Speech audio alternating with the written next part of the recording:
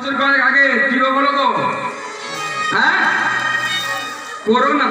কি কায়দার নাম দেখো, পদকর্তা বলছে এসব কর্ম তোমরা করো না, আর যদি করো ভুগবে তোমার করোনা। সুতরাং এই সময় মানুষ বুঝতে পেরেছে অক্সিজেনের কত মূল্য। কি অনেক গরিব মানুষ মারা গেছে অক্সিজেনের অভাবে। আর ফ্রিতে যে 60 বছর যে নিচ্ছ, সারাদিনে কবার নাও জানেন? আমরা 24 ঘন্টায় কতবার নিঃশ্বাস প্রশ্বাস নিই? অনেক শিক্ষিত মানুষ এখানে বসে রয়েছে, জানা আছে কারণ সারাদিনে 24 ঘন্টায় কতবার নিচ্ছি? যাই রাত এই যে ফ্রিতে নিচ্ছি, সব বিল কিন্তু দিতে হবে। তাহলে মনে করুন, আচ্ছা আমি যদি কারোর বাড়িতে কাজ করি, থালা বাসন মাজার কাজ করেন অনেক মায়েরা আছেন, অনেক বাবারা আছেন, বাজার বাজার করে দেওয়ার কাজ করে।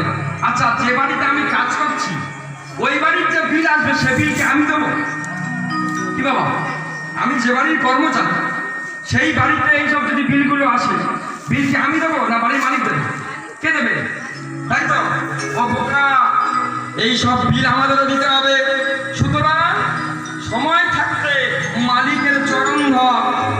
তার মানে কি, ও কোনো বিল আমি দিতে পারবো না, আমার একজন মালিক আছে, সব বিল তুমি মালিকের থেকে না। এবার মালিক বুঝে নেবে, ওইটা মালিক কি মালিক বুঝে নেবে ওদের বিল ও কি করে দেবে আর না দেবে। সুতরাং সময় থাকতে মালিকের চরণ ধরুন। তাই চলুন সবাই মিলে যদি বাবা উত্তোলন করতে থাকুন, উলুধ্বনি জয়ধ্বনি সবাই মিলে। হ্যাঁ, আর উলুধ্বনি হবে না? হবে।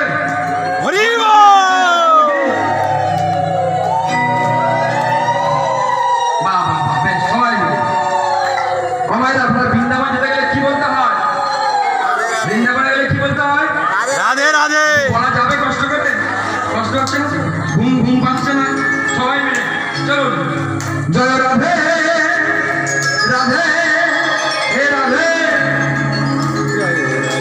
জয় রাধে হে রাধে রাধে,